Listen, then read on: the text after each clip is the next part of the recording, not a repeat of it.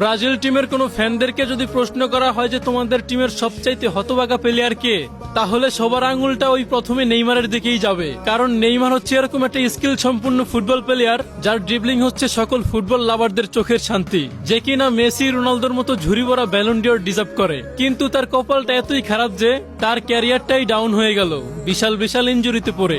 Argentina টিমের কোনো ফ্যানদেরকে যদি প্রশ্ন করা হয় তোমাদের টিমের সবচাইতে হতভাগা প্লেয়ার কে, তাহলে সবাই বুক ভরা বেদনা নিয়ে সেই পাওলো দিবালার কথাই বলে ওঠে।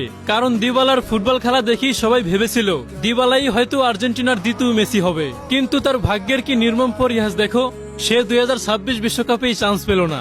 আর যদি কোনো ফ্রি ফায়ার লাভারকে প্রশ্ন করা হয় যে ফ্রি ফায়ার গেমের ভিতরে সবচাইতে হতভাগা প্লেয়ার কে, তাহলে আমি নিজেই ফ্রি ফায়ার লাভার হিসেবে বলবো বাংলাদেশ টপ ওয়ানের কথা। কারণ তার স্পোর্টস ক্যারিয়ারে ব্যর্থতার কোনো শেষ নেই। বাকিটা না হয় তার নামে তোমরাই 2 লাইন কিছু বলে যাও কমেন্টে।